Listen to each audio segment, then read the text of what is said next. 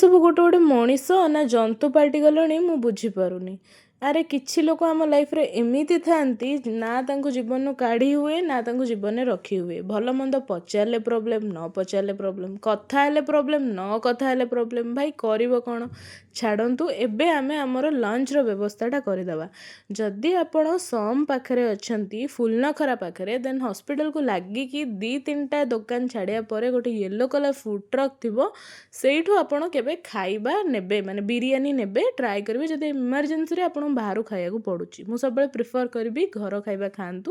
But ଭଲ quality rice ମିଳେ, ଯେହେତୁ ଆଜି ମୁଁ ଲଞ୍ଚ ବକ୍ସ ଆଣିନଥିଲି ମୋର, ତ ମୁଁ ଏଇଠୁ କିଣିକି ଖାଇ ଦେଇଥିଲି।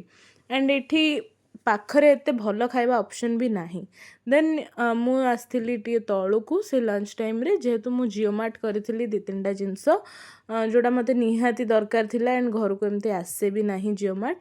ତାପରେ ଅଫିସ୍ ସରିବା ପରେ ମୁଁ ଆସିଥିଲି ମିଆମୋର, ସେଠି ମୁଁ ମଙ୍ଗିନିଜ୍ ଆସିଥିଲି। ସେଠି ମୁଁ ମୋ ପାଇଁକା ମୁଜ୍ ଗୋଟେ ନେଉଥିଲି, ଆଉ ମଦର୍ସ ଡେ ପାଇଁ ଏତେ ସୁନ୍ଦର ସୁନ୍ଦର ସବୁ କେକ୍ ସେଇଠି ଥିଲା ନା, ଅଫିସ୍ରୁ ଘର ଯାଇ ମୁଁ ଚାଲି ଚାଲି ଆସିଲି।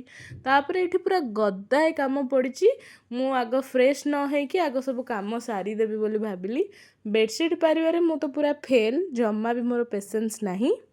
ଘର ମୁଁ ଅସନା କରିଛି ତ ସଜାଡ଼ିବା ଦାୟିତ୍ୱଟା ବି ମୋର।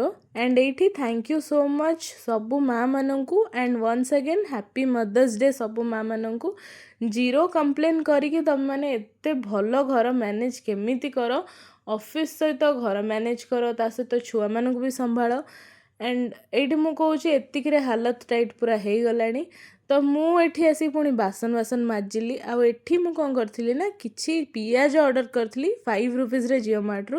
ସେଇଟା ଟିକେ କ୍ଷୀର ସହିତ ରହିକି ଓଦା ହେଇଥିଲା, ତ ମୁଁ ତାକୁ ସଫା କରିକି ରଖୁଥିଲି।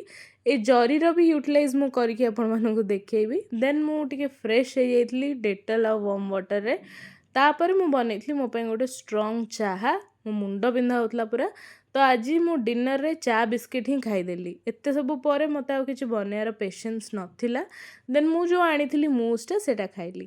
ଯଦି ଆପଣମାନଙ୍କୁ ମୋ ମିନି ବ୍ଲଗ୍ସ ଭଲ ଲାଗୁଛି ତାହେଲେ ଚ୍ୟାନେଲକୁ ସବସ୍କ୍ରାଇବ୍ ନିହାତି କରିବେ, ଲାଇକ୍ କରିବେ।